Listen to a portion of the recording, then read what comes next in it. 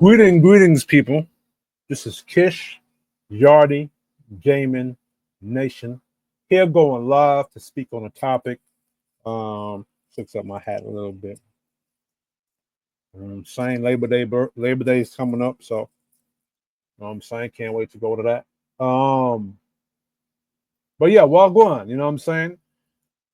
I'm here to talk about two archetypes of women. Well, really three, right? That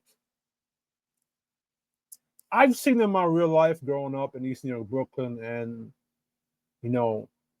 traveling and going and experiencing life. And I noticed that black men get fooled by these type of women a whole lot. And how black men do it is that they give them grace. You know what I'm saying? That's actually the trap on how a lot of black men get suckered into dating a lot of these women. They give them chances. They give them grace instead of just avoiding them completely, right? And because these women don't get held accountable in black culture, they continue to cause problems, right? So the person, like in the thumbnail, the first person I'm gonna put up here is real life. So shout out to real life street stars. I'm gonna critique you, all right, and it's gonna be passionate and sometimes gonna be angry in it, but I have to do it that way. So shout out to them. And the first person we're gonna look at is situation. And I have a different look. I feel like Ruby Rose punished him so badly. How did Ruby Rose punish him? Yeah. Ruby Rose is another 304. So now I'm gonna let her finish. I'm gonna let them talk. Then we're gonna look into Ruby Rose, and then I'm gonna go into break down what archetype this chick, in my opinion, fits. He punished her. Hey, just real quick, do this OnlyFans again. I'm gonna manage you. That's what she said. He was gonna manage her OnlyFans. I'm gonna get you some money real quick. Now everybody's like whore, and he can go away and be in what? No, run away scot free. She's on, and he kind of looked like he simped out on that situation. How did he simp out? Why do black men do this? Why do black men do that bullshit to each other? Oh, he simped out on Ruby Rose because he missed out on a 304 that was busting her ass wide open on for public to see and making money. He was a simp for that. Why did he look like he simped out? He didn't look like he won that battle. He looked like he lost a bad bitch with a lot of money. But DDG was making a good amount of money before you niggas got on YouTube, Reality Street Star. And he was just streaming. Not really, because you lost a bad bitch with a lot of money, but then and again, you got her into OnlyFans, so maybe she was breaking you off too, maybe not, who knows? But then you got with the Little Mermaid. You got with a prestigious actress. A prestigious actress? Halle Bailey was a prestigious actress? Oh, we know her for Little Mermaid, and I guess something she did with Beyonce. All right, so then let me go into. Let's look up DDG. Right quick. Look up DDG right quick.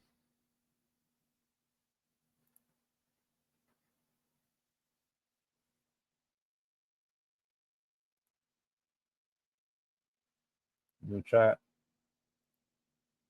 So hold on, let me remove her from the stage. Like I hate when black men and black women do this to other black men. It sickens me. All right, so what was DDG's earning income before he got into a relationship with Ruby Rose? That's RUBI ROSE, and Halle Bailey. What was his average earning income like before he met those two or got into a relationship with those two?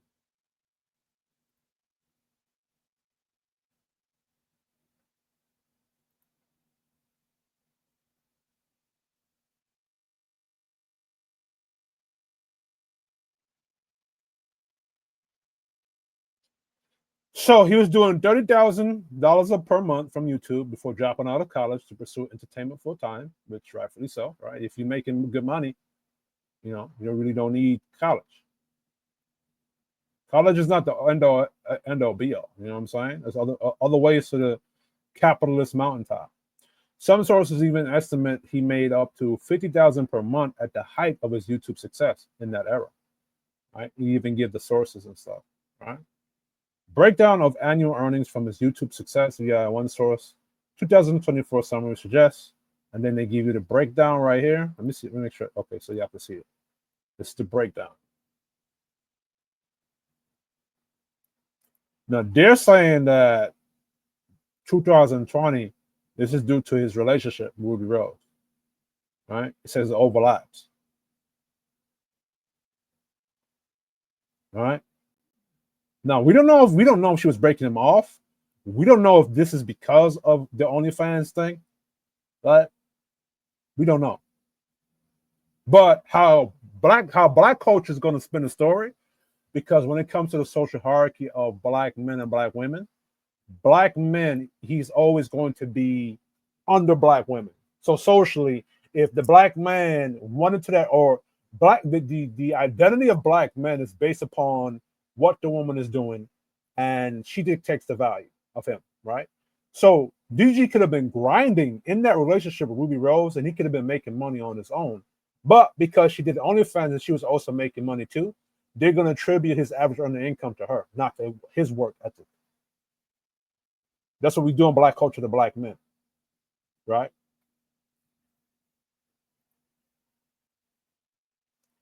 Net worth over time.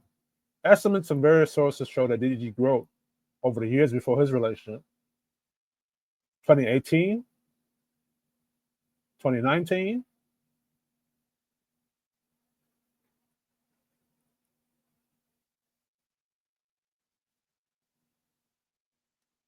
so they're going to attribute this to Halle Bailey and to Ruby Rose. They're not going to put that on his own work ethic, right?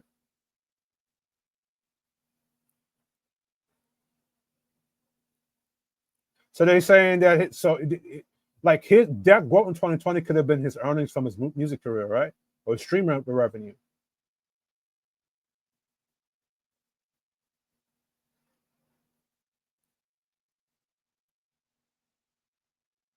So he's saying his money came from his earnings on YouTube, right? Oh, hold on. I have to learn how to navigate these things properly. Okay, ad revenue. So that means if you're on YouTube and the competition on YouTube is fierce, and you're able to make that kind of money, you're in the top elite. So he was already an elite person on YouTube. So question, how much revenue did he pull from his music career, and how successful was it?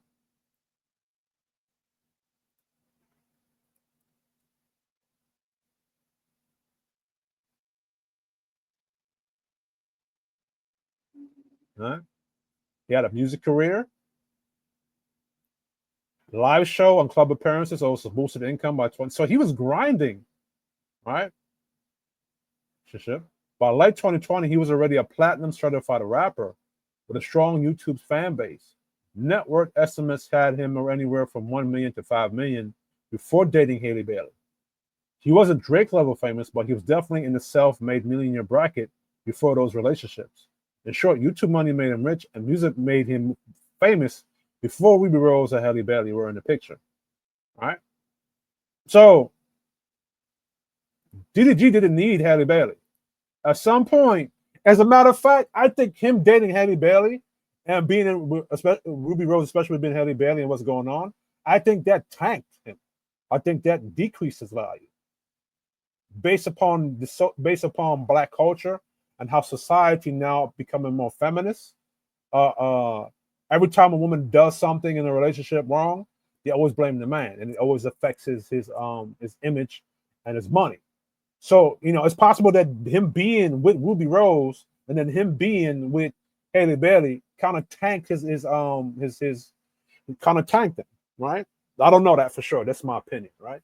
But DDG, I have to tell you, it seems to me that women get into the relationship with you, and then do goofy stuff in that relationship, and then they use you to blame you, and then build off of what they blame you on, because they understand that Black culture and society is not going to hold them accountable for anything. So they're just using you to gain fame, clout, and then disrespect you, and then get a boost. Because in Black culture, a Black woman disrespecting a Black man, it gives them credibility. It gives them a boost, right? It's like with Michael B. Jordan, when the chick that was interviewing him was his classmate, and then when Black culture found out that she was like bullying him when he was a kid in class, she was not able to sit on big platforms, and she was able to go on talk shows and shit. So Black women get rewarded for disrespecting Black men. So DDG, it seems like you're the prime target to use.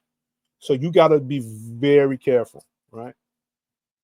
As you see with Keita Rose and how she's describing you, right? So now let's look at ChatGPT. They're saying that DDG pushed Ruby Rose into doing OnlyFans. Can you find the sources, and is that true?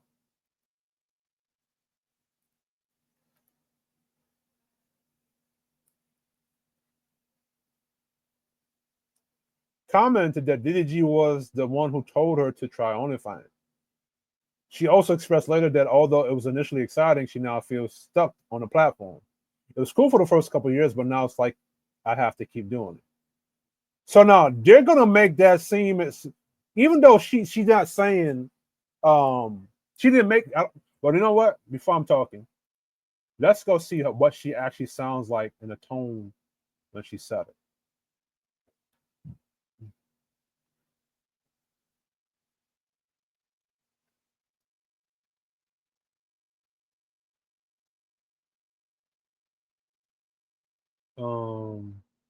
Let me see this. Oh, do they have any of the video?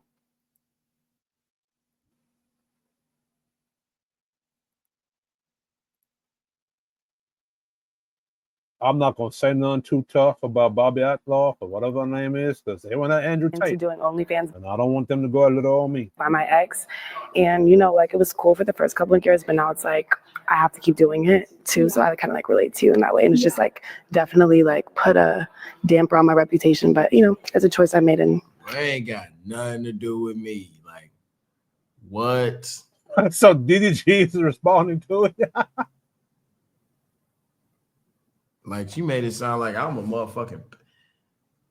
Now I can see if a nigga was getting a cut, but if you making $800,000 a month, the hell, you better keep doing that shit.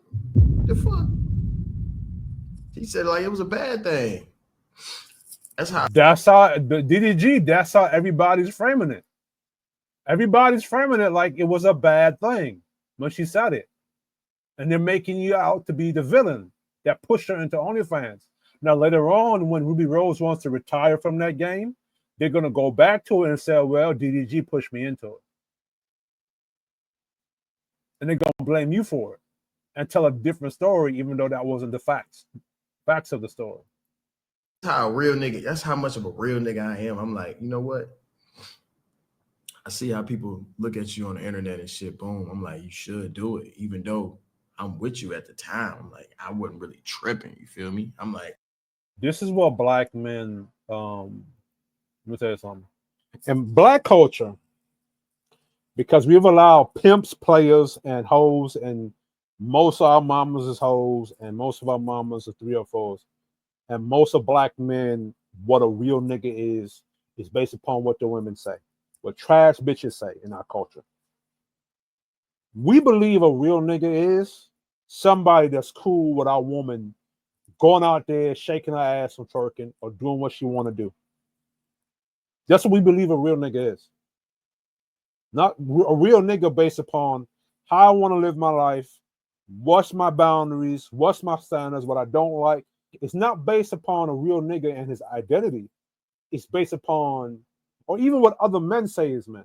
But you can't rely on black men to say what a man is, because most black men say what a real nigga is or a real man is based upon what the bitches say.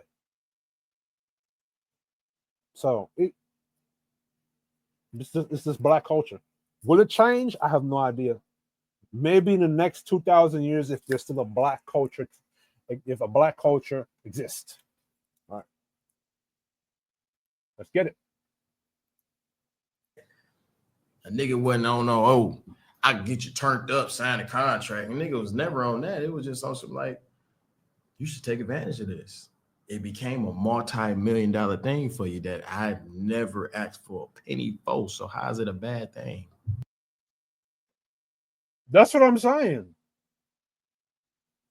So, DDG, this is the trick bag you're in when it comes to you and Ruby Rose, because they could, even though you helped her to make money, they can spin that story and say that, hey, it's your fault that she became a 304 OnlyFans model, even though she's making a lot of money from it, right? And then at the same time, they can also come back and say, you as a black man encourage this chick to make money based off of shaking her ass. But at the same time, they'll tell you should be secure about letting your girl shake her ass on Instagram. That's a trick bag they put you in. So I'm saying, so DDG, you got to vet more properly.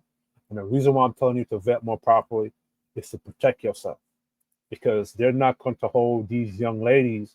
Because remember, if Ruby Rose didn't want to become OnlyFans and you recommended that to her, or let's say that you was trying to encourage her to do that, she could have broke up the relationship with you then and not do OnlyFans. But she was still chose to do the OnlyFans. She didn't have to do that. And it wasn't, and then again, as you're saying, you didn't push her into doing it. It was just a suggestion, or you should take advantage of it, which means that the question was brought up. Somewhere in that conversation, the question was brought up, should she do it?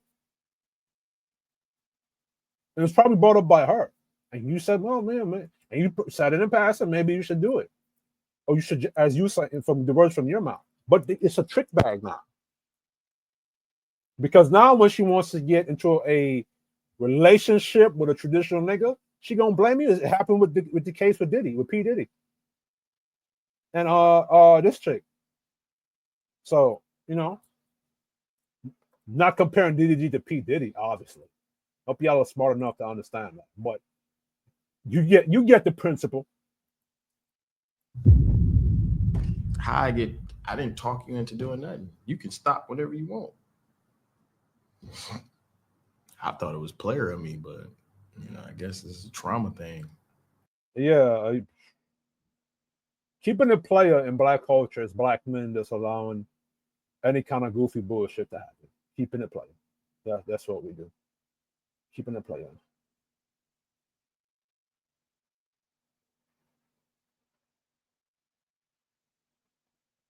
Yep. Black men, if you're a traditional and you are of substance, hold on, let me add this back in here. If you're of substance, these type of women are not for you, and they're not meant for you to save. The Ruby Roses, the Keita Roses of the world, they belong to the Pookies, the Ray Rays, and the street niggas. Serious business. Ruby Rose, the Keita Roses, they do not qualify for you black men out there who are either traditional, or if you're not traditional, you're of righteous substance. You have a future going. You have something going for yourself, and you have a future going for yourself. These women they do not qualify for you. I'm gonna say this again. I'm gonna put my face on the camera. They don't qualify for niggas like me, and they don't qualify for niggas like you. Niggas like myself, who are considered to be lames and squares of the community, we need to get it through our brain. These so-called baddies are not for niggas like me. Not for niggas like DDG. They're just not. You got to get it through our thick ass head. These bitches do not qualify for us. Yeah, I'm from East New York, Brooklyn. I'm a hood nigga. And I had to be a certain way in that environment to survive that environment. But you know what happened when I came out of that environment? I'm a square. I'm a lame.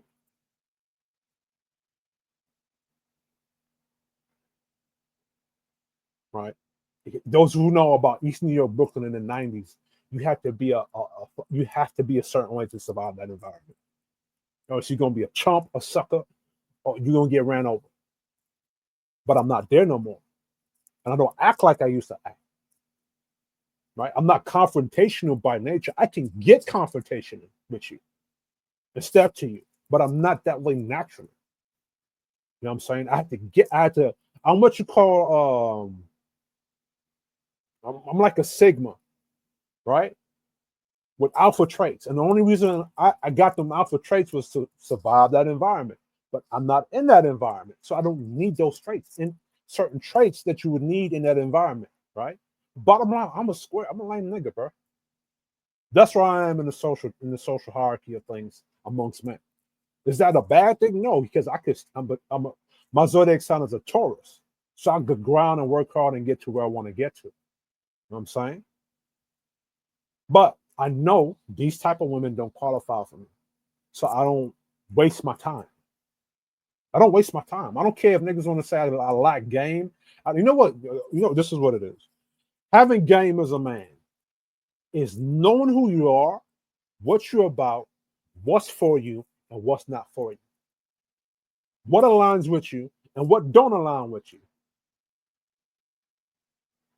And I have game enough to know what don't align with me. And a lot of you brothers out there who are similar to me, you need to have game in knowing what don't align for you. And the Keita Roses and the Rita Roses and the Ruby Roses, it's funny how it's Keita Rose and Ruby Rose, and she's defending Ruby Rose. These women do not qualify for brothers like us. You understand? They just don't. I don't give a fuck what black culture talk about. I don't give a shit. I don't care about what black culture think is the best type of black woman to be with, because black culture don't know what the fuck they talking about half the time. Black culture pushes black men to date dumb bitches. Dumb bitches. And then after we shame black men or condition black men into dating the wrong bitches, we blame him for picking the wrong bitch that black culture told him to pick. And nobody takes accountability. But anyway, let's go back to, remove that from the stage, and let's go back to this right here. Yeah. So you really I feel upgraded. like that was the nice, like he had the bad, then he went to the. He didn't upgrade. He didn't upgrade. As a matter of fact, if you listen to what Ruby Rose, hold on, let me go back to what Ruby Rose said. Let me move you. But no, actually, he upgraded Ruby Rose. If he suggested her to do something and she did that off a suggestion, he upgraded Ruby Rose. And the best part, he's not asking money from Ruby Rose. So let me ask ChatGPT this.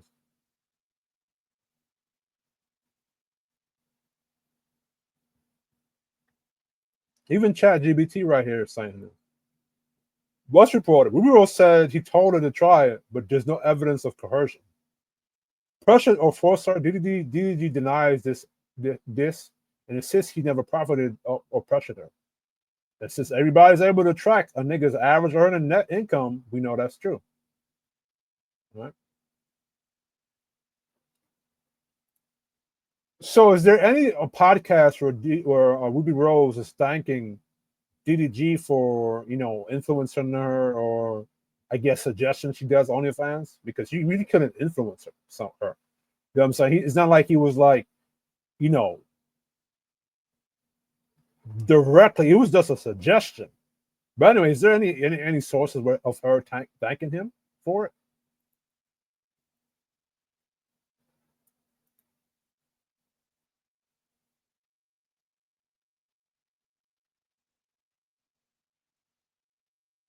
Oh, let me look at the source.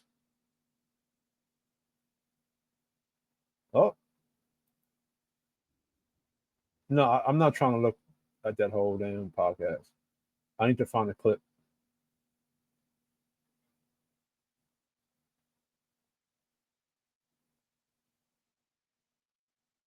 Y'all dropping 60 grand on a bitch's OnlyFans. Dude, that's insane, bro.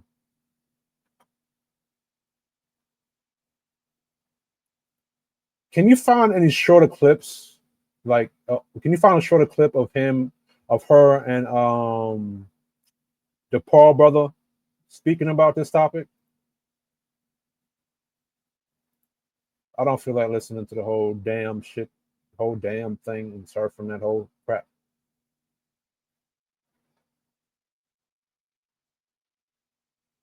Oh.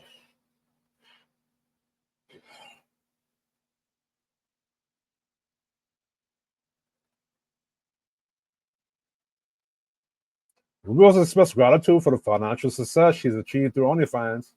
She has mentioned she has purchased multiple properties and cars and attributed her financial success to the platform.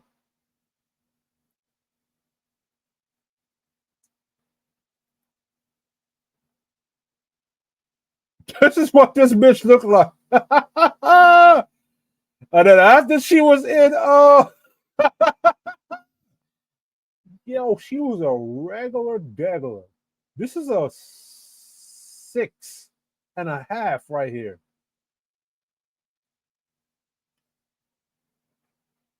This is the average chick. And when she was with DDG, she upgraded. Now she the top OnlyFans stock. Deanna. Multiple millionaire because of that suggestion. But y'all phrasing it as if like he's pimping her. I can't stand niggas, and I just can't stand you niggas. I can't stand you niggas.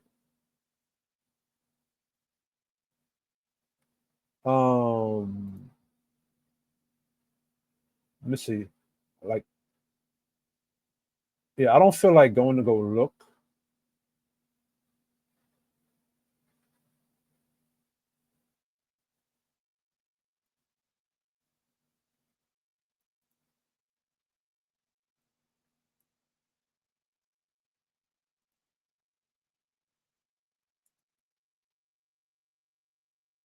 Logan P.A.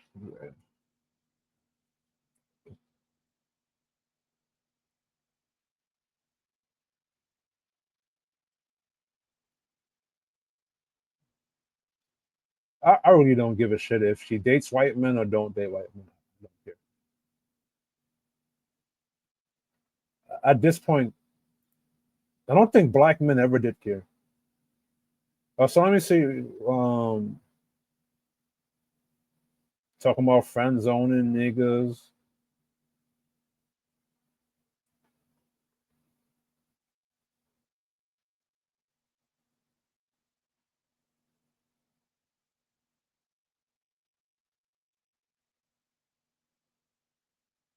Yeah, I'm not gonna go through that on this. So you read it here. Y'all can go look up the bullshit yourself. Let me go here. Yes, Ruby Rose has thanked her ex-boyfriend DDG for encouraging her to start her OnlyFans account, which since became her most lucrative income source. All right. Stopped by Logan Paul's Impulsive podcast earlier this week, which revealed it was DDG that pushed her to create an OnlyFans account. Oh, hold on, let me share this. Hope it's showing, right? So it's right here, fans account. Let me zoom in. Right. Stopped, right? I don't want to be known as an OnlyFans sex worker. Please, guys, that's what makes most money. OnlyFans. I started OnlyFans in 2020 during the pandemic. She explained around the 34, 35 mark of the interview, my ex did it. DDG, he started it first and told me to do it. People have been telling me to do it. I would like to twerk on Instagram for fun already. I did that, dropped out of college and moved to LA, and my life has become. So, DDG, like I told you. Find the perfect mattress for your best sleep during the Labor Day mattress sale at Rainbow Flanagan. Are you dating anybody right now? Because hold on. It's what was it? 34? rapper first, social media star first? I don't want to be known as an OnlyFans sex worker. Like, no, thank you, please, guys. But like, I mean, I do music. Like that's what makes the most money is my only. So then you didn't have to listen to DDG. Like black women, y'all often complain about how you don't have to listen to a nigga and A, B, C, and D. Fans. So But I do other things. Like my main focus isn't that. So how did you I started make OnlyFans the decision? Yeah, to in start 2020 during COVID, during the pandemic. for what reason? Because My ex did it. DDG. He started it first, and he. DDG, she's setting you up, bruh. This is Joe. She is setting you up, bro. Setting you up. Now, objectively speaking, there's not wrong if a dude wants to start an OnlyFans thing with a chick, or whatsoever. If that's who you want to date, that's what you like. Do your thing. But she's painting it to say that the only reason she started doing it was because DDG pushed her to do it, or forced her to do it, or told her to do it. Right?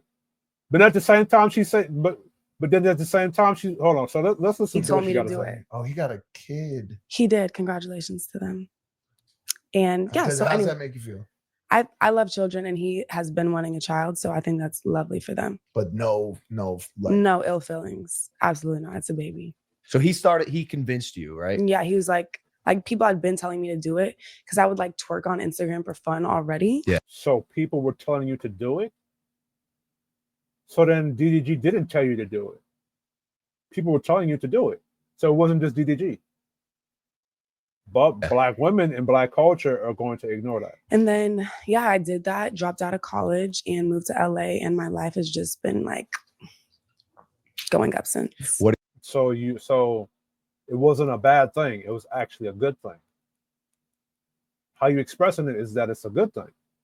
Have you been buying? So what's the problem? Keto Rose. That's a lot of money. $1 million a month. Surely you're spending it on some dope shit. I've bought a couple houses, some cars for myself and my friends and my family, and just like property. Like I'm very frugal. Like we're all three sleeping in the same bed at the hotel together. No way. We're flying Frontier home. Like yeah, but is the hotel the Ritz? the hotel's not the Ritz. Yeah, like I Okay, I don't feel like hearing the rest of that. Sorry. But she's living a good life because of DDG. But DDG did not want to phrase it that way. And good girl. Then he exploited the good girl. Exploited the good girl. Got a baby, got the storyline, and now he's back with the bad bitches where he wants to be. All right, so let's go look up ChatGPT.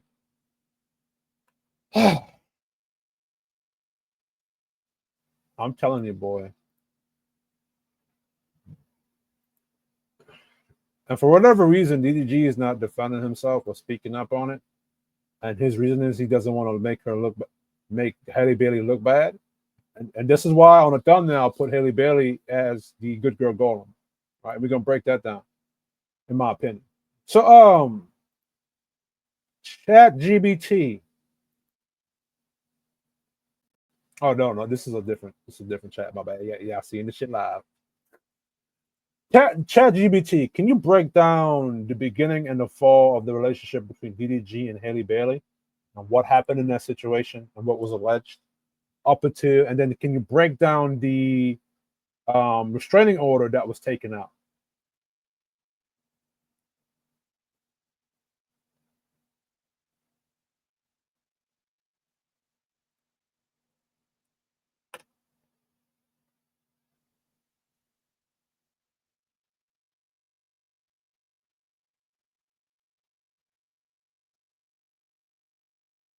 So it was a temporary restraining order.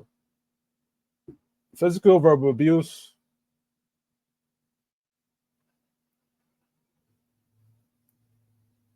All right.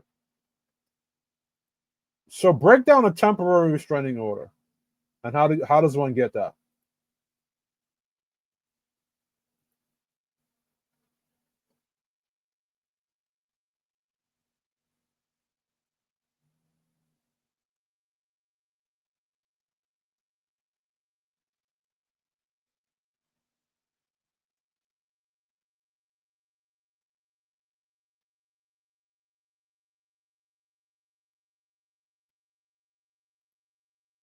Being restrained must be formally notified, served with the order. This is usually done by law enforcement or process server. Until they are served, they may not know about the order. Also, she has to serve it to him. Oh shit. So that, do you know that's how a lot of black women used to play games on niggas? Is that they won't serve you the order until they serve it to you, and it usually take 2 to 4 weeks, and then the bitch will come by your place or come have sex with you, and then lock you up. That's how black women used to play that game in the hood, bro. All right. Schedule within days or weeks of filing. Both parties. So this is the actual long-term one. Evidence: photos of injuries, texts, emails, or messages which is done wrong. So, question: the photos that Haley Bailey posted of what she claimed DDG did to her. Besides those pictures, are there any other proof that he did it?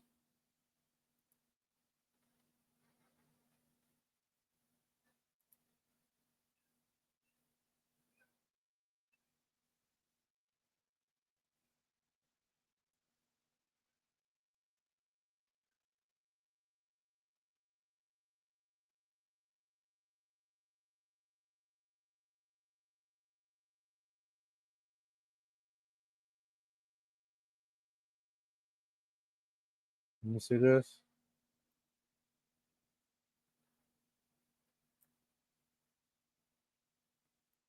But couldn't she show video of him destroying the ring camera? Has she showed that?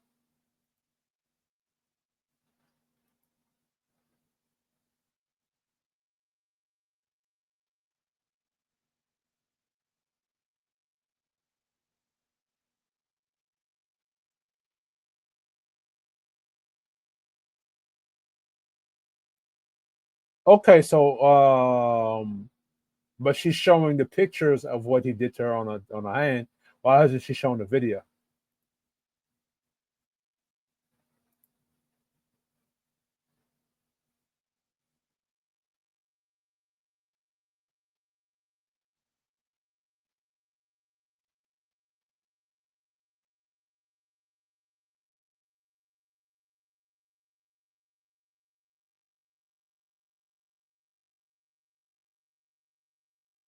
Okay. Okay, so for now, we must just assume, but he's innocent till proven guilty, right? So they would have to go to the court, actual court date, and then actually prove these things that he did it to get that restraining order.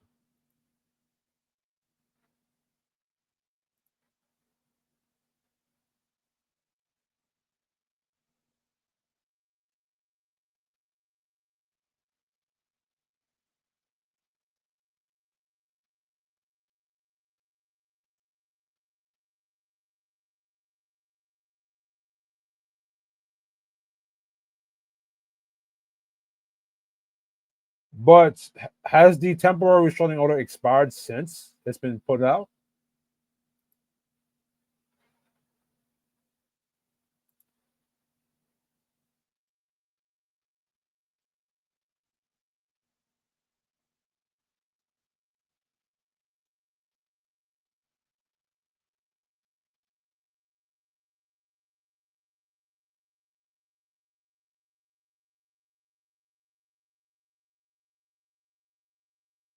Yo, DDG, bro, you put yourself into some funny shit. Because what could have happened is that she could have been doing some fuck shit to you, and you was probably either defending yourself. And this is my opinion. I'm not saying this is what happened, right? Because she's not saying why you viciously attacked her or what's the full context. We don't have the full context of what happened, what led up to this.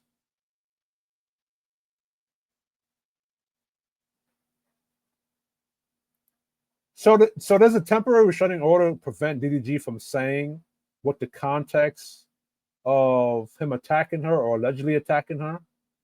Like, is there context? Can he speak about the context publicly? Does it prevent him from saying anything or defending himself publicly?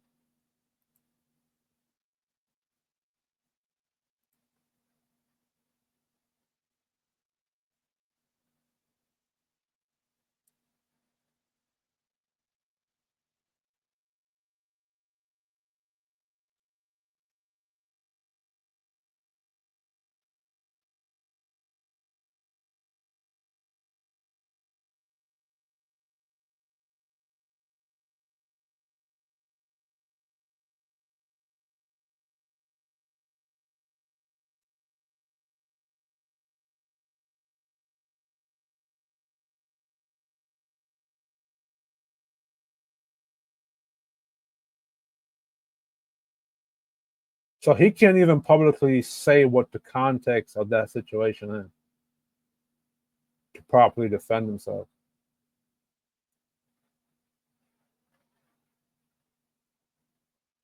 This is insane. Whew. And this happened in May. You know what this reminds me of? A thin line between love and hate. Remember the thin line between love and hate? Let me see if I found that video.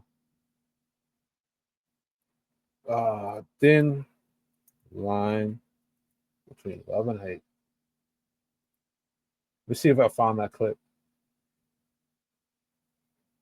I wish I could play it, but I don't want to get copyright struck.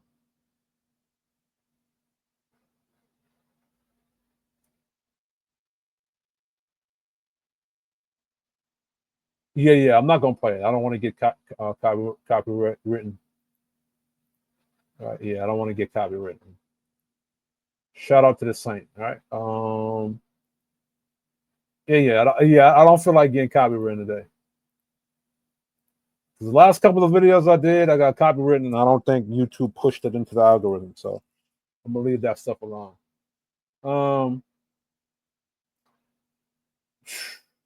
But we don't even know the context of the situation. And even if the context of the situation is that Haley Bailey was provoking DDG, the black coach is going to say he still should have never gave him an excuse to do what he did to her. Right? All right, so I'm not going to speak any further because I don't know. All right. So let's go back to Wants to be. DDG wants to be with the bad bitches. But this is the thing, right? In black culture, what happens? In black culture, the black woman could be abusing or doing some negative shit physically to that black man, and he'll defend himself. Or, by either, trying to push her away or grabbing a damn hand or whatever, right? They'll call the police will show up, and they'll ask the dude, well, what did you do? Because that's a dilute model. Even though the brother could be defending himself. I'm not saying that's what happened in DDG's incident. I don't know. I don't want to put things out there that may be true or false.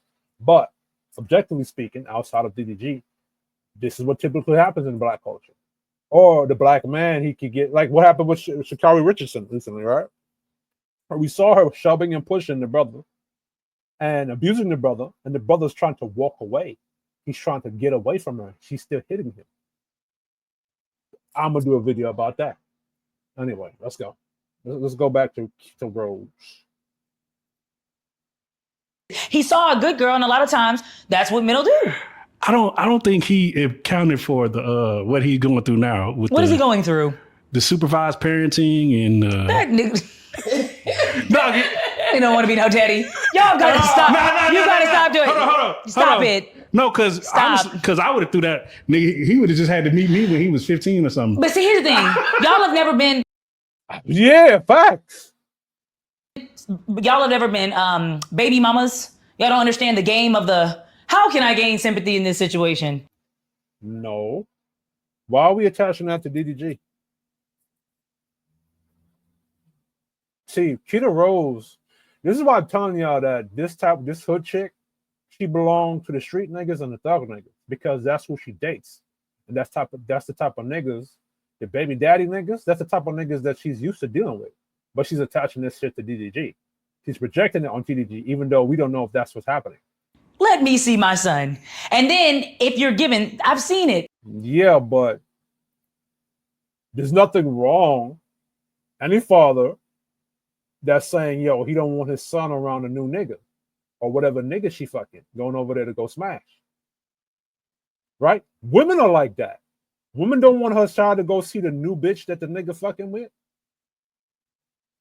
And will on purpose do things. Call the police on the nigga. Take the nigga to court. So the same could be the same said about what women do.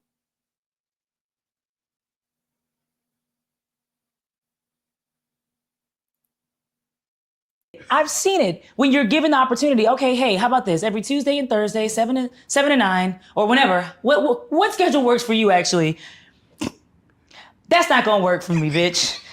No, that's actually a lie. Most black men, when you tell them, most black men actually accept. So let me go to ChatGPT.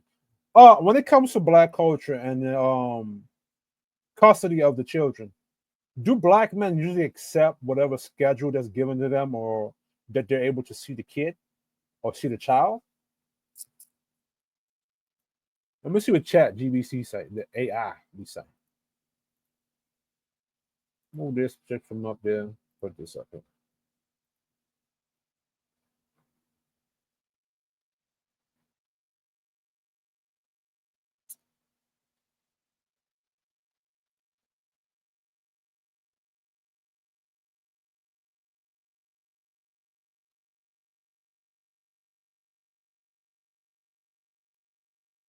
No, but do black men usually push back on the scheduling, or do they push back on the scheduling, or do they just accept it usually?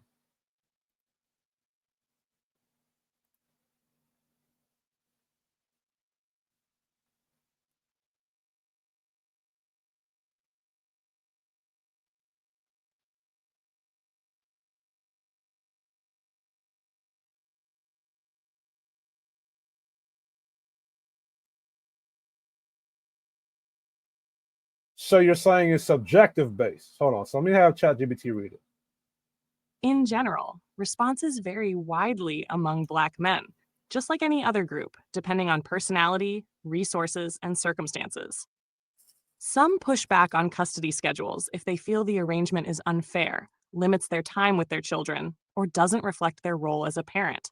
This often involves negotiating through attorneys or in court. Others accept the schedule, either because they trust the system, want to avoid conflict, or face practical barriers like work schedules, finances, or prior legal issues. Factors influencing pushback include strength of the father-child relationship prior to separation, support from extended family or community, legal representation and knowledge of parental rights, personal temperament and willingness to engage in disputes. So there isn't a single typical response. It's more situational, based on how much agency, resources, and motivation the father has to assert his preferences. If you want, No. So what you're saying is that this is very subjective and relative to the situation and that person.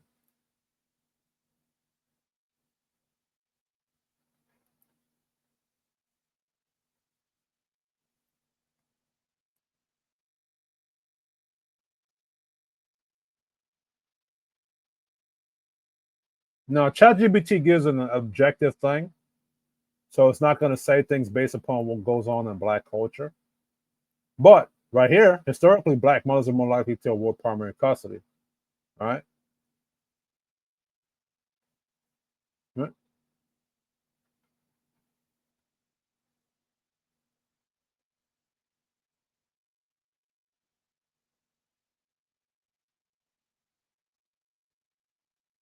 All right. So, but based upon what I've seen, since she's gonna say based upon what she's seen, based upon what I've seen in black culture, the brothers who are active baby fathers in the child's life, they're the only time they pressure that chick from seeing the with the kid is when they know that the other nigga is doing something fucked up to the kid. That's the only time they pressure that.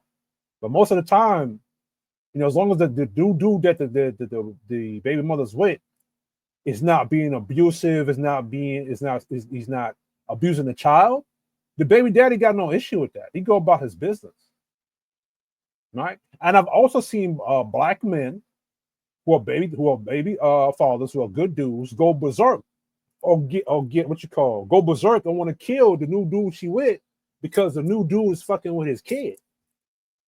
I've seen that. Now I've also seen what she's talking about. But I've seen what she's talking about with toxic dudes. I don't see what she's talking about with regular baby fathers who do what they're supposed to be doing. You know what I'm saying? But she's attaching that to DDG situation.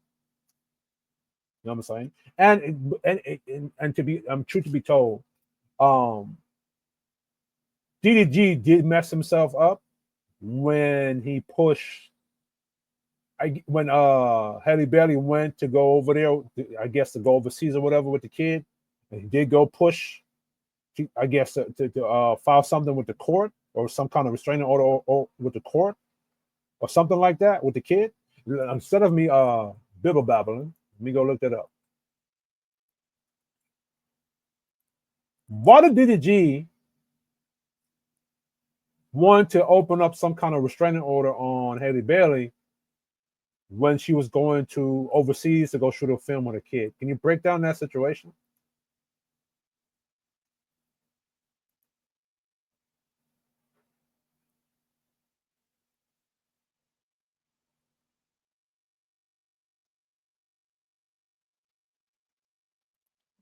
Opening the restraining order against Halle Bailey from DDG.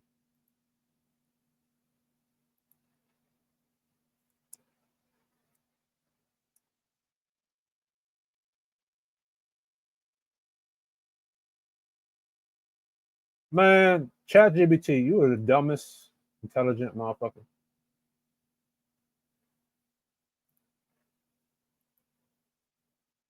No, I'm asking you, what happened in that situation when DDG was looking to pull out some kind of restraining order?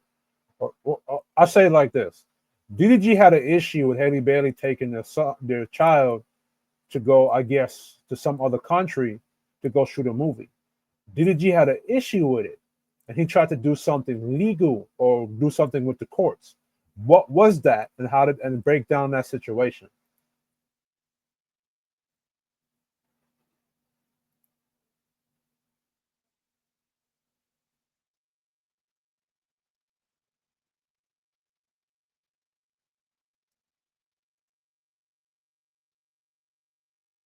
All right.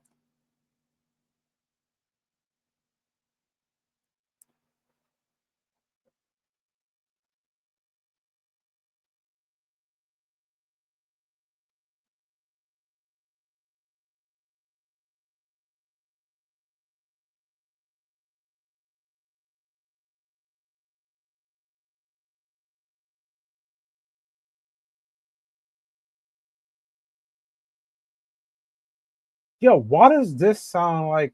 No, I'm not gonna say that. I'm not gonna say that.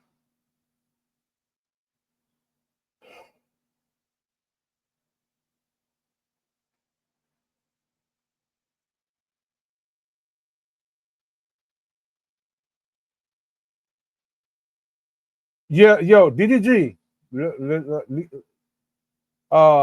gonna be damned if you do, damned if you don't. Because you're fighting for this kid, they're gonna say that they're gonna use the argument that Keita Rose is using, that you're trying to, I guess, manipulate the situation with the child if you keep fighting for this kid. But then if you don't fight for this kid and some bullshit happens on later on in the life, they're gonna say you didn't fight enough for the kid. DDG, you got put into a trick bag, bro. Hold on, let me show this on the screen. You have been put into a trick bag. So so this is what's happening right here. Let me get ChatGPT to read this motherfucker. People.com/Holly-Bailey- in early 2025, DDG, Daryl Dwayne Granberry Jr., and Halle Bailey became embroiled in a contentious legal dispute over their 17-month-old son, Halo. The situation escalated when Bailey, a professional actress, planned to travel to Italy for a film project and intended to bring Halo along. DDG filed an emergency motion to prevent her from taking the child abroad, citing concerns about her mental health and the potential risks to their son. The son Wahi, in response, Bailey filed for a temporary restraining order against DDG on May 13, 2025, alleging a pattern of physical and emotional abuse, including an incident in January where she claimed DDG slammed her face into a steering wheel, resulting in a chipped tooth and bruises. The court granted her the restraining order, mandating DDG to stay at least 100 yards away from her and Halo. Additionally, Bailey was awarded temporary sole, legal, and physical custody of Halo. The son E.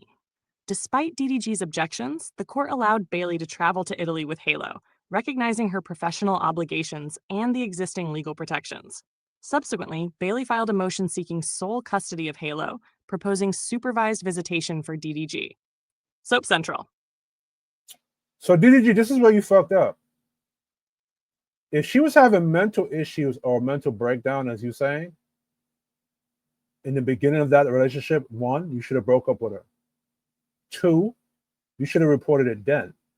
But DDG, following the unspoken Negro contract and, trying to protect her image and, taking all the blame on his shoulders, you didn't do that. You didn't report this early on. You should have did this. You waited till after, she claimed that you abused her and she put out a temporary restraining order on you to then do this. So this makes you look bad. Second, the thing I wanted to say earlier, and I'm going to say it like this. In my opinion, this sounds very similar to Chris Brown's situation, where Chris Brown and Rihanna was in that car, and then Chris Brown, I guess hit her, and then come to find out Chris Brown was defending himself. Let me look that up. Let me show you why I'm thinking that. So, question: the Chris Brown and Rihanna incident. In the beginning, it looked like Chris Brown had abused Rihanna, but there were sources that were saying that Chris Brown was defending himself against Rihanna for something. I guess she said she admitted that. Can you find that and can you break that down for me? Is any truth to that?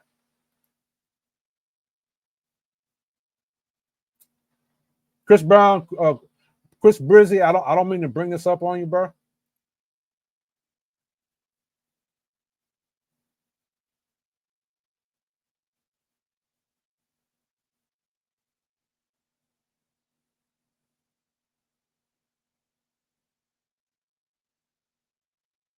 Oh shit! So in this documentary, Chris Brown acknowledged that their relationship involved mutual physical altercation, including incidents where both would hit each other. He describes the night of the assault as a culmination of escalated tension, including a confrontation over a text message from another woman. Brown admitted to feeling like a monster after the incident, which they did paint him as that. However, the official police report and legal procedures did not support the notion of mutual aggression. Rihanna sustained injuries requiring hospitalization, and Brown was arrested and charged with felony. While the documentary provides insight into this perspective, the legal outcomes in Rihanna's statement indicate the assault was prominently one-sided. It's essential to approach such sensitive topics with care, recognizing the complexities involved on the impact on the individual. Right. So Chris Brown defended himself in the documentary. He's saying that it was mutual. Right. But Rihanna hasn't come out and said her side because she can't. Because she come out and she admit that she was hitting him too. It's gonna make her look bad on the culture. But then again, y'all calling Rihanna and these things nowadays as tethers and shit. So, and niggas like me are tether. But Chris Brown did defend himself in that documentary and said it was mutual. But according to the legal outcomes and Rihanna's statement, she's saying it's one-sided. Right? But I can believe that's very mutual. A lot of Caribbean chicks with Rihanna's features. Not bad. I have to learn how to navigate these things. So this is what was being said, right? I could pause the video and read it for yourself. But a lot of those Caribbean chicks with Rihanna's features are very aggressive and very physically abusive. And they lie a lot. You know what I'm saying? They're terrorists. I avoid them at all costs. I don't even approach them or talk to them. All right. Like these type of chicks, it's for niggas. Well, no, I'm not gonna say that. So there's nowhere where Rihanna or any other source has admitted to say that Rihanna was mutually aggressive towards Chris Brown, causing him to defend himself in that incident that night.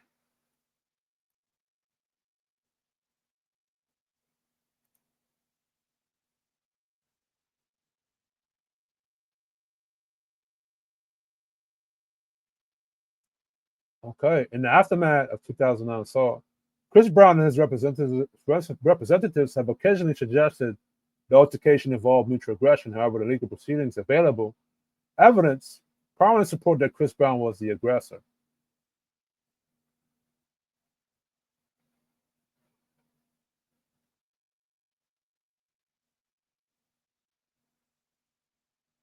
And ChatGPT is doing the politically correct bullshit.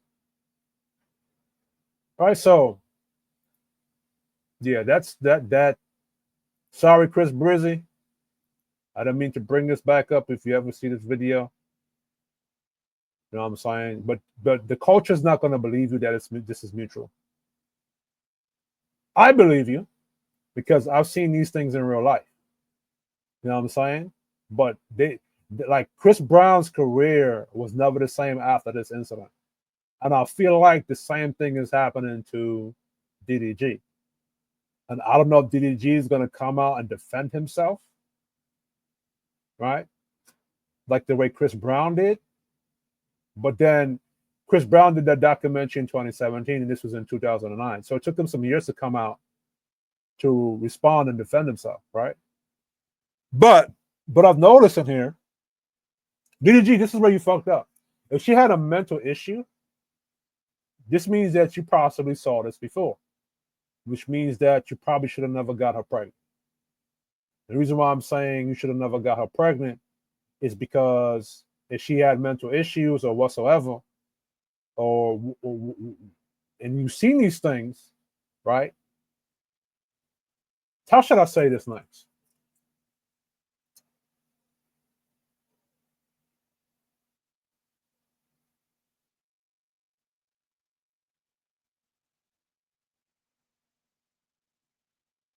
Because if she had a mental issue and she had a mental health going on, you should have said it something then. But then again, y'all were in a relationship. You know what I'm saying? And you probably was thinking, this is not something, a big issue. But apparently it was a big issue if you're filing something to prevent her from taking the child abroad. So DDG, this is where you fucked up. If she had mental issues and she had mental health issues, then you should have came out and said something. But DDG, like most black men, try to protect the image of the woman they're in a relationship with. And really and truly, yeah, she's trying to protect her her image. He don't want to make her look bad, and at the time, you know what I'm saying? And I don't know if she had mental issues before she had the baby or after she had the baby, because women tend to change when they get pregnant and have a kid. They tend to be something different or change up. But if she had mental health then, DDG, you should have said something. You should have reported it. And I think Blueface told you that you should have filed for your kid or custody of your kids or take it to court then. But then again, DDG, protecting black women's image, which is part of the unspoken Negro contract, unfortunately. All right.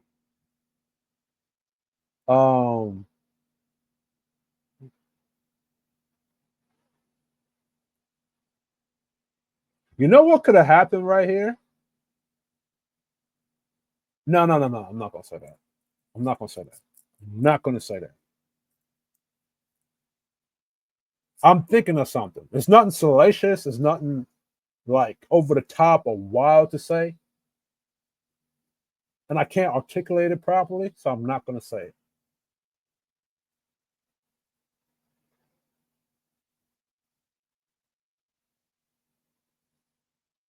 Because we don't know the context of this.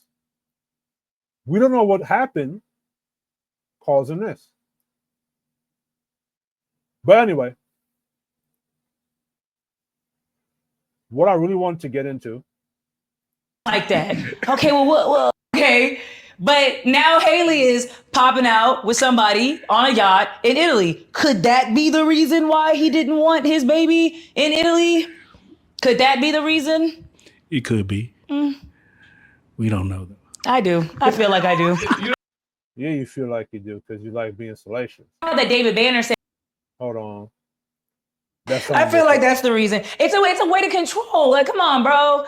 You know it's your weekend. I'm about to get some dick. Please take your son. I don't want him this weekend.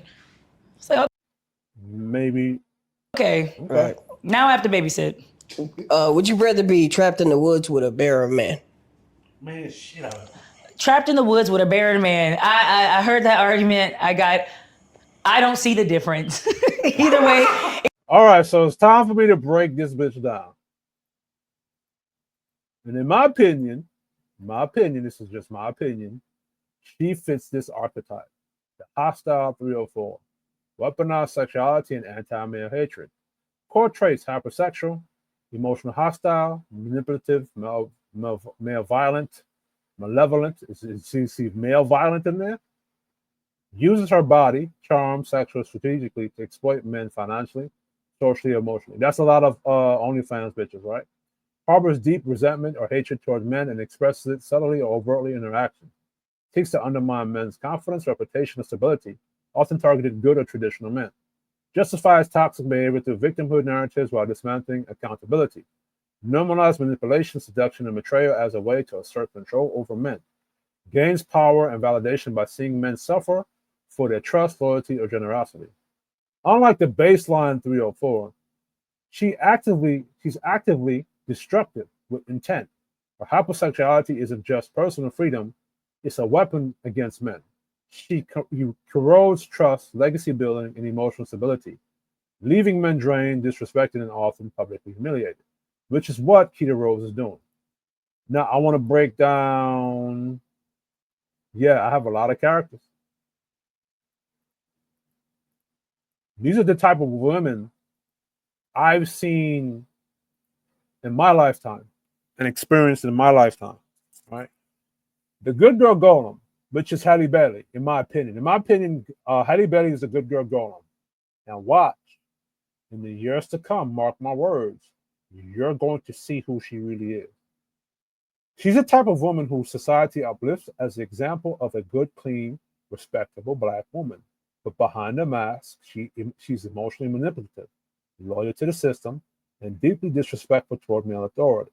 She'll never be caught twerking on a table or trashing men on podcasts, but she emotionally alienated a man's child, subtly controlled the narrative in private, and used public perception as a shield. Sound like Halle Bailey to me. She won't yell at you in public, but she'll quietly sabotage your manhood at home. Public image: controlled, clean, brand friendly, speaks softly, dresses well, smiles for the camera. Private behavior: undermines male leadership, gaslights softly, refuses to acknowledge wrongdoing. Tactics: uses silence, withdrawal, legal leverage, and public sympathy.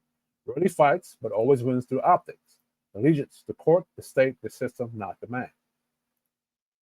She's a hybrid of the accountability dodger, the weaponizer, the system loyalist, the respectable mask. Her good girl image is the trap. Her power is in her mask. Unlike Serafina, who's a spiritual assassin, in disguise, this archetype is more emotional and bureaucratic in her destruction. She destroys reputation, morale, and legacy from within, while looking like she's doing everything right. Example application: DDG and Halle Bailey hypothesis. If this applies to someone like Halle Bailey, publicly she's seen as soft, nurturing, and wholesome, but accusations and actions alienating her father, dodging responsibility, changing narratives point to weaponization of innocence. She's not loud or combative, she's quiet and systematic. She would never be blamed even if she's the one pulling the strings. Danger level: you won't see her coming because she's been trained to be untouchable. Her silence is lethal. Her image is your coffin, right? Which is happening to DDG right now. Look how whatever your name is, Rita, Keita, Beta, Nita, Peter, Onita, Kagita, Ben Kenobi, Kanita, whatever. Look how she's describing the narrative, in her opinion. And Black culture takes these opinions as fact. Man, you don't have to take what I'm saying as fact. You can see it you can go look it up for yourself. But we take opinions from people like Keita Rose as the facts, as the rule. You know what I'm saying? And then already black men's image has been trashed and tarnished by black women for the past 60 years, so it adds more fuel to the flame to keep the flame going. All right. Now let's address this man versus bear argument shit. With that, man versus bear. I don't feel like reading this, but let's get it. U.S. adult male population, 165 million as of 2025. Women going through this issue, women dealing with this is 21%.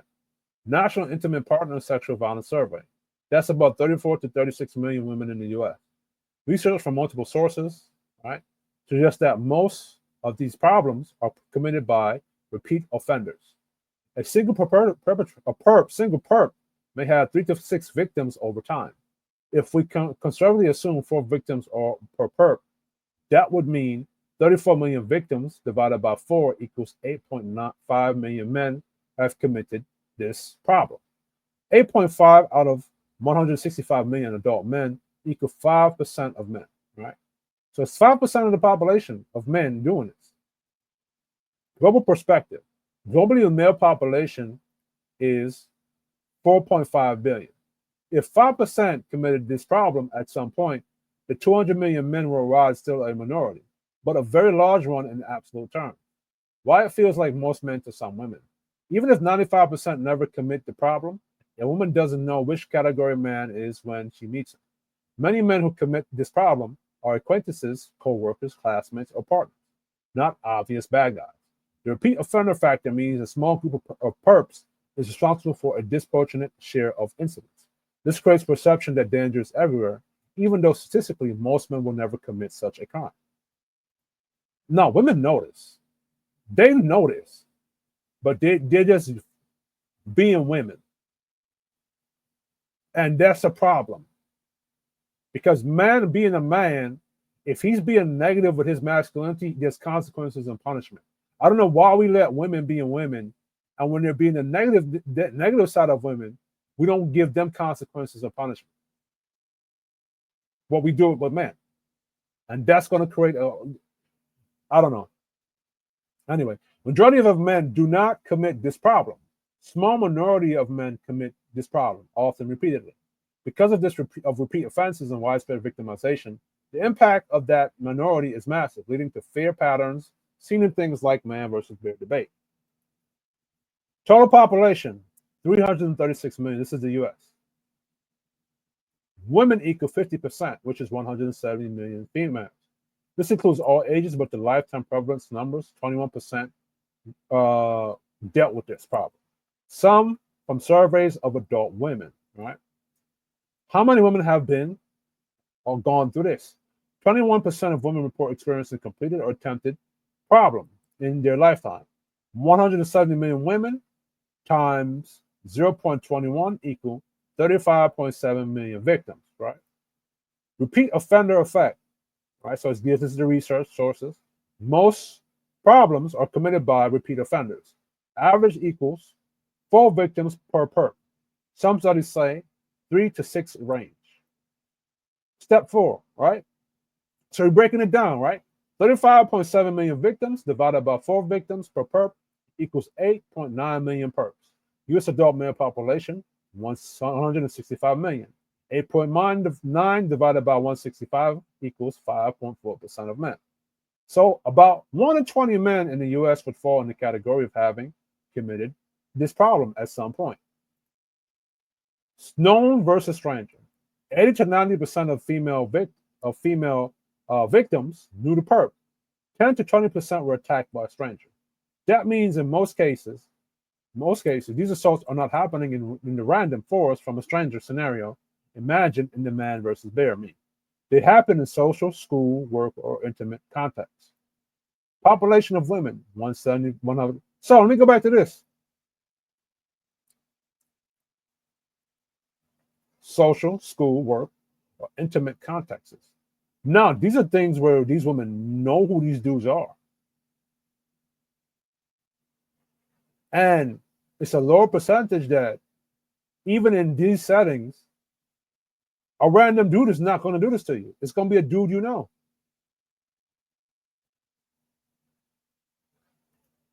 Population of women, estimated perps. Most perps are repeat offenders known to the victim. The man versus bear analogy ignores this statistically.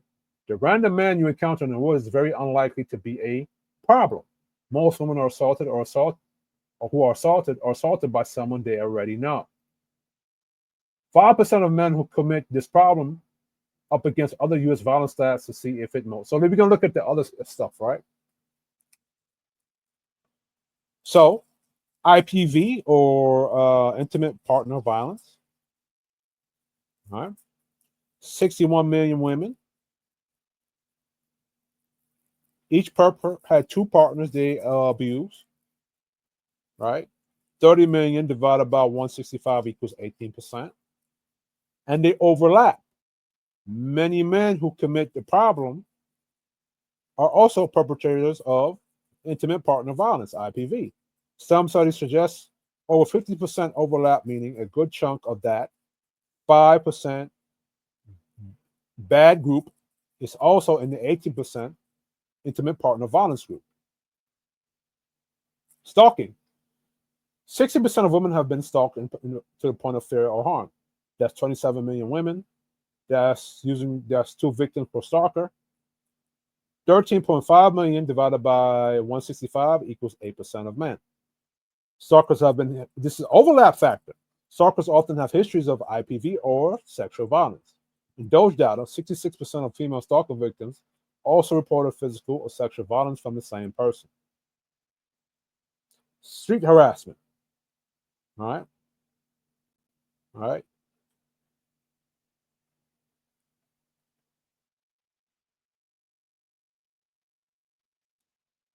And when it comes to street harassment, in this day and age, anything can be harassment. You can be as respectful as be. If she feel like it's harassment, it's harassment.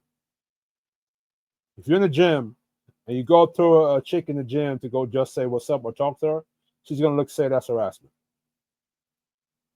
Right? Now, I'm not saying that,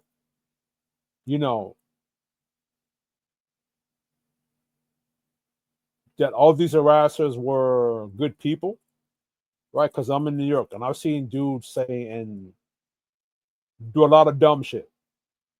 You know what I'm saying, towards women, which I've had to check when they did it. But nowadays, a dude walking up to a chick to say, how you doing? Or what's up, can I get your number? If the chick don't like that dude, she gonna say it's harassment and she gonna embarrass him in public. So, violent crime in general. 80% of violent crime is committed by men, but the violent crime arrests represent only 0.5 to 1% of the male population in any given year. Lifetime, probably 10 to 15% of men will be arrested for some violent crime, not necessarily sexual or domestic. Right? So it's a small percentage of men committing crimes. The same men often appear across multiple categories, meaning that pool of dangerous men is smaller than the sum of all these stats, but they commit more than one kind of harm. The perceived risk comes from the fact that some men commit multiple harms across contexts, and women don't know which ones are safe. In the logical conclusion, when you look at the numbers carefully, problematic perps is 5% of the adult men in the U.S. Stalking or stalker harassment or IPV perps is 18%. Another small overlapping percentage. So mind you, all of these are small percentages that overlap each other. Most men are not violent toward women. Small minority causes disproportionate harm, right? Majority of men are safe. And women know this. But they're just allowed to get on platforms and speak. You're running from your life, running for your life. So Yeah, so which one though? I think I have a better chance of beating a man. So I'm gonna pick a man. The time we're being attacked by men. You're no, I don't want to go into I don't think No, you're not being attacked by men. I just broke it down how you're not always being attacked by men. You know what's so funny enough? If when men went big towel or save yourself black men, And the reason why they were saying these things is because they're tired of getting fucked over, or black women treating them hostile in the dating market. When it comes to black men, we were called weak and shame, and not all black women are doing this. It's just a small minority of black women. It's not all. How come when black men say they don't want to date black women anymore, or keep going into this hostile environment, we're looked at as weak? Like, black men are not allowed to look at black women as hostile people, but they're allowed to look at us as hostile, even though the majority of us is not hostile towards them.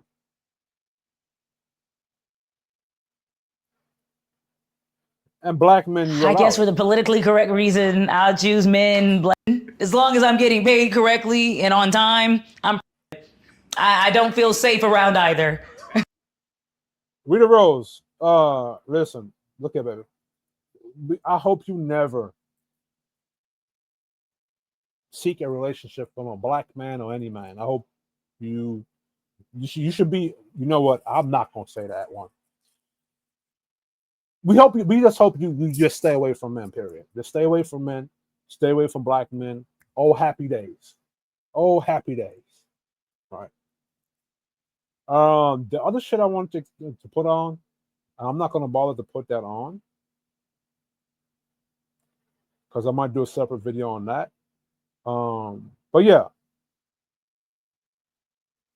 women like Rita Rowe, whatever her name is, Kita, whatever the fuck your name is. She fits this archetype.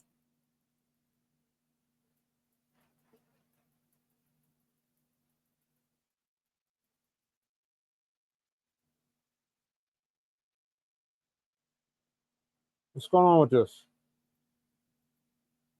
She fits this archetype right here, in my opinion. In my opinion, she fits this. All right. And in my opinion, Haley Bailey, and you guys are going to see it come out in the future. You're going to see this. You will see this. The good girl golem, in my opinion, that's Haley Bailey. How I know this? Because I grew up seeing these type of women when I used to go to church, school. In black culture, these type of women, they're perceived as a good girl, as a good type of chick, but behind closed doors, they're a whole terrorist. Right? And they never get held accountable.